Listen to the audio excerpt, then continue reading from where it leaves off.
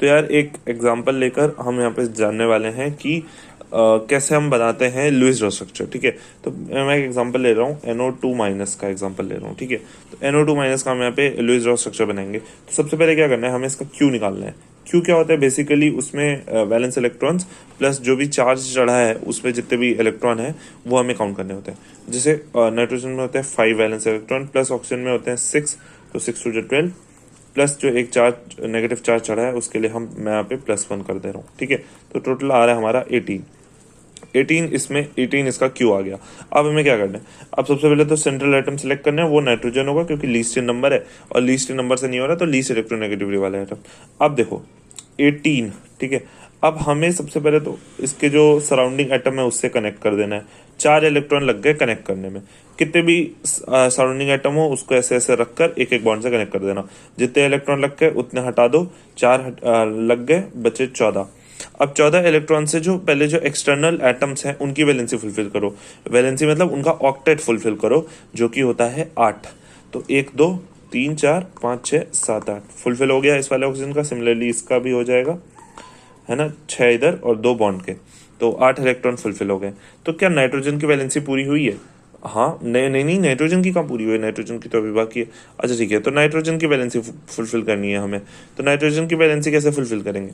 ये जो 14 इलेक्ट्रॉन थे जिसमें से तुमने 6 में 6 और 12 प्लस 4 16, है ना, मतलब 18 माइनस 16 बचे कितने, बचे कितने? 18 में से 16 गए, बच्चे सिर्फ और सिर्फ 2, वो हम सेंट्रल एटम को दे देंगे फाइनली। क्या सेंट्रल एटम की वैलेंसी पूरी हुई? जी नहीं, सेंट्रल एटम की अभी जो ऑक्टेट है वो है 1 2 3 4 5 6। हमें चाहिए कितना? 8 चाहिए होता है ऑक्टेट पूरा करने के लिए। तो फिर एक डबल बॉन्ड उतार सकते हैं यहाँ से। ठीक है, नहीं पूरा होता तो फिर से उधर का भी उतार देंगे, बट अभी शायद पूरा हो गया है।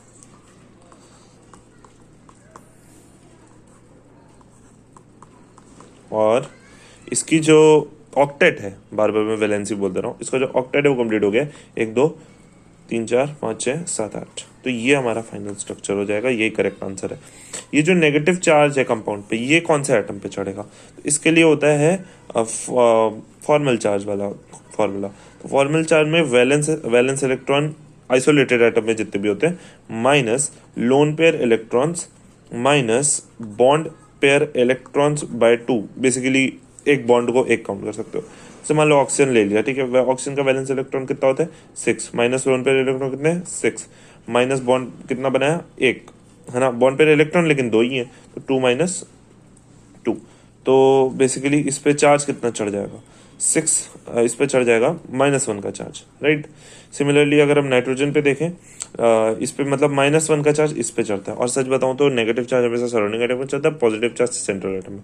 अच्छा, नाइट्रोजन का देख लें, तो नाइट्रोजन में यार वैलेंस इलेक्ट्रॉन कितने थे? 5, लोन पेयर इलेक्ट्रॉन है 2, बॉन्ड पेयर वो जो पूरा बनेगा बॉन्ड पेयर इलेक्ट्रॉन अपन 2, 1 2 3, ठीक है, तो -3, तो ये हो गया 0, यानी कि उस पर कोई चार्ज नहीं है। ठीक है, सिमिलरली इस ऑक्सीजन की बात करें तो ऑक्सीजन होता है 6 -4 -2, फिर से हो गया 0। तो यहाँ पर ये हमारा हो गया फाइनल आंसर। ठीक है।